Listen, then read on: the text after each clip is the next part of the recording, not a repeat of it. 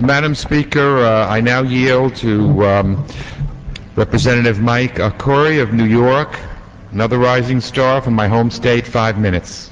The gentleman from New York is recognized for 5 minutes. I thank my colleague for yielding. Madam Speaker, Americans are outraged with the present course in Iraq.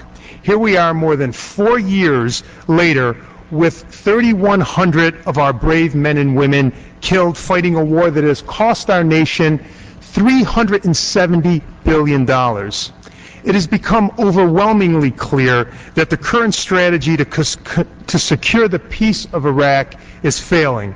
And yet the administration contends that sending more combat troops into Iraq is somehow a silver bullet that's going to quell the ongoing violence. I couldn't disagree more.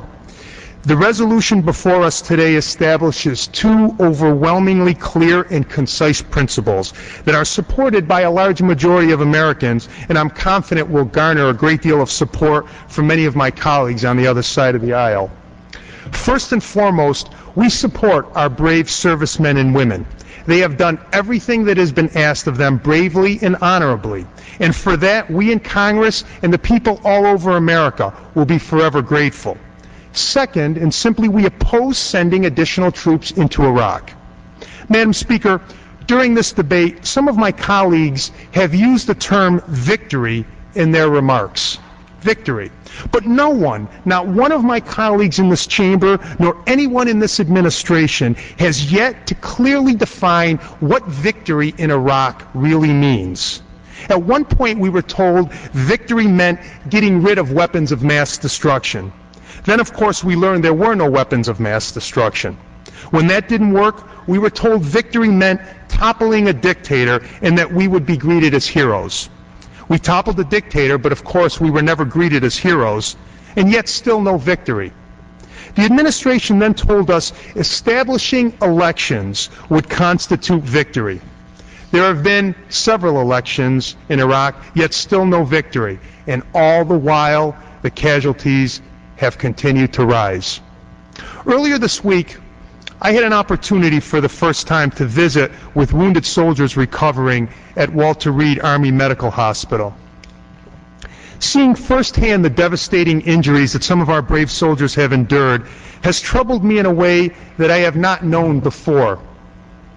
As an American who loves his country very much, and as a father of 2 teenagers, it became crystal clear to me right then and there what exactly victory in Iraq means. I think victory in Iraq means bringing as many of our troops home alive as possible. The way I want to see my 2 children brought home if they were in Iraq. That's what victory is about. It's bringing as many Americans home alive as we possibly can.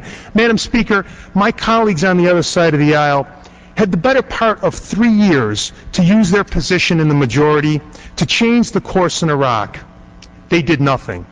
No resolutions, few if any hearings, and no accountability.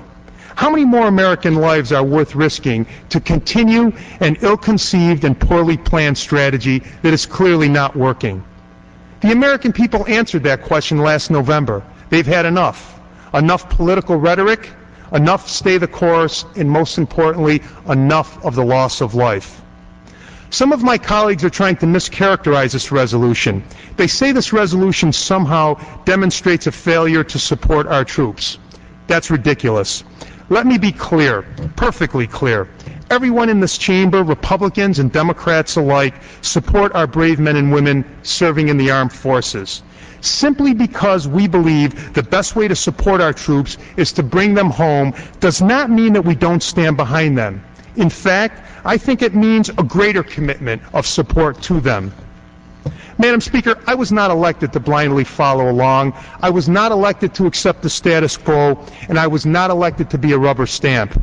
I was, however, elected to stand up when necessary and say, no, I disagree. And that is exactly what we are doing here today. We are standing and saying we disagree. The American people have run out of hope. They are tired of the failed policies of this administration. It's time for a new approach. It's time for a new strategy. And it is time for a new direction. I yield back the balance of my time.